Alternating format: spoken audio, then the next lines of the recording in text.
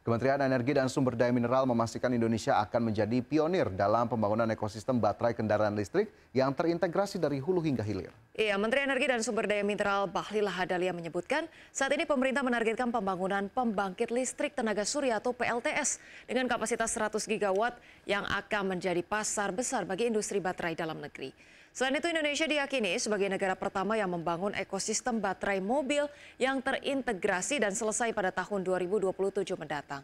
Dengan adanya ekosistem baterai untuk kendaraan listrik, Bahlil optimis Indonesia dapat menjadi tujuan utama investasi yang efisien karena bahan baku hingga ekosistemnya sudah tersedia. Kementerian ESDM mencatat dalam pengembangan ekosistem baterai kendaraan listrik, Indonesia telah mendapatkan investasi dari Huayu dengan total mencapai 8 miliar dolar Amerika. Terkait dengan ekosistem baterai mobil, Huayu sebentar lagi akan jalan dengan Antam dan IBC. Total investasinya sekitar 8 miliar US dollar. Nah, kalau ini semua jadi, kita targetkan 2027 akhir, ini semua udah jadi. Maka Indonesia akan menjadi salah satu negara pertama yang membangun ekosistem baterai mobil yang terintegrasi dari hulu sampai hilir. Ya, pemirsa, terima kasih Anda masih bersama kami di Market Pass. Pemirsa, Presiden Prabowo Subianto secara tegas mengapresiasi capaian pertumbuhan ekonomi 5,12% di kuartal 2 2025 ini. Capaian positif ini dinilai tak lupa berkat kinerja solid jajaran Menteri Ekonomi Kabinet Merah Putih. Presiden Prabowo menyampaikan apresiasi khusus kepada jajaran tim ekonomi di Kabinet Merah Putih yang dinilai bekerja kompak dan solid dalam merespons tantangan ekonomi global. Jajaran tim ekonomi yang terdiri dari Menteri Koordinator Perekonomian, Menteri Keuangan, Menteri Perindustrian, Menteri Perdagangan, Menteri Perindustrian, Menteri Investasi, serta Menteri Luar Negeri dinilai sigap dan taktis menghadapi tantangan ekonomi global yang masih penuh ketidakpastian. Misalnya dalam menghadapi tekanan kebijakan tarif dagang Amerika Serikat, jajaran Menteri Ekonomi mampu merayu Amerika untuk menurunkan tarif impor 32% menjadi 19%. Oleh sebab itu, Presiden Prabowo optimistis kinerja perekonomian Indonesia tetap solid, kuat, stabil, dan terus tumbuh positif di tahun 2025.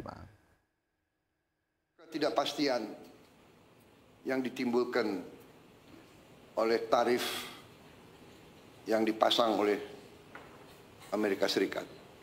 Kita menghadapinya dengan tenang. Saya terima kasih dengan tim ekonomi kita. Saya terima kasih saudara-saudara bekerja dengan tim sebagai tim yang baik. Menteri Koordinator Perekonomian dengan timnya dibantu oleh Menteri Keuangan, Menteri Perindustrian, Menteri Perdagangan, dengan Ketua Dewan Ekonomi Nasional, dengan timnya juga, Menteri Investasi, semua melaksanakan. Menteri Luar Negeri, dengan diplomasinya, kita bergerak sebagai satu tim. Kita negosiasi, kita berunding, kita tidak emosional, kita tidak terpancing. Kita mengerti bahwa kita punya kepentingan yang besar. Tugas pemerintah Indonesia adalah melindungi rakyat Indonesia, melindungi pekerja-pekerja kita. Ya, tentu apresiasi diberikan oleh Presiden begitu ya kepada jajaran menterinya. Ini tetap harus kita hargai, tapi jangan lupa bahwa data yang kemarin dirilis oleh BPS juga mengundang pertanyaan ya dari sejumlah lembaga atau bahkan media, tidak hanya domestik tapi juga asing. Nah, ini juga mungkin harus menjadi refleksi juga ya untuk Presiden dan jajaran. Apakah kemudian data 5% ini sudah tercermin dalam apa yang didapatkan oleh masyarakat di lapangan? Jangan-jangan ini hanya sekedar data, tapi di lapangan sebetulnya masyarakat masih menemui berbagai kesulitan, termasuk tadi soal daya beli dan juga pendapatan yang memang belum bisa maksimal untuk menghidupi mereka. Ya, kita nantikan transparansinya sebetulnya ukuran optimismenya ini apa saja gitu ya. Karena kalau dilihat dari lembaga internasional bahkan IMF atau World Bank pun beberapa kali mungkin menyatakan proyeksi ekonomi ataupun pertumbuhan ekonomi ini lebih rendah daripada proyeksi negara kita sendiri gitu ya. Jadi parameternya ini seperti apa dan kesejahteraannya apakah betul-betul dirasakan langsung oleh masyarakat atau mungkin segelintir pihak yang terlibat saja begitu ya di pucuk begitu ya.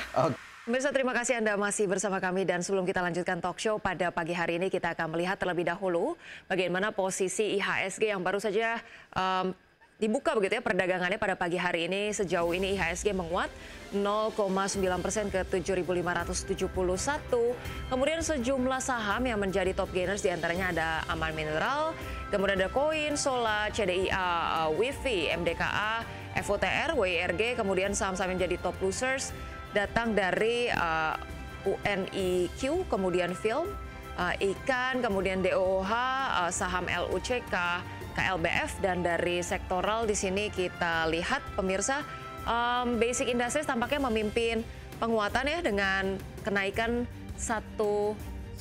kenaikan 2% ya ini ya. Kemudian infrastruktur menyusul dan finance, kemudian ada properti juga cyclical, non-cyclical yang menyusul. Kita juga akan melihat pemirsa bagaimana posisi pembukaan Bursa Asia pada pagi hari ini. Pemirsa, Bursa Asia diantaranya ada Nikkei yang tampak dibuka menguat 0,55%, kemudian STI menguat 0,4%, Kospi menguat 0,54%, Hang Seng menguat 0,03%. Kemudian pemirsa di sini ada 4 saham yang direkomendasikan oleh analis pada pagi hari ini. Di antaranya adalah saham agro, kemudian ada Unilever, ada Inco, kemudian BBRI dengan masing-masing rekomendasi buy.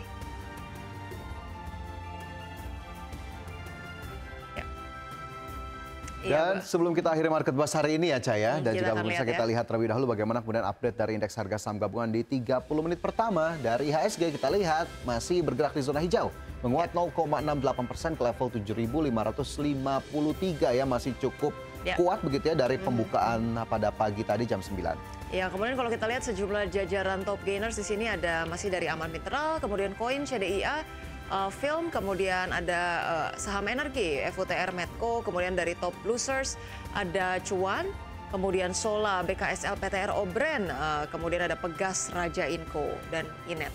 Ya. Dari sektoral ya, di sini ada penguatan yang dipimpin oleh Basic Industries dengan kenaikan 1,3%, disusul cyclical 1,1%, teknologi 0,4%, sementara sektor-sektor yang melemah di sini ada properti, kemudian juga kesehatan. Ya baik, itu tadi update dari perjalanan IHSG di 30 menit pertama perdagangan pada Kamis hari ini. Iya, pemirsa 60 menit sudah kami menemani Anda dalam Market Buzz hari ini.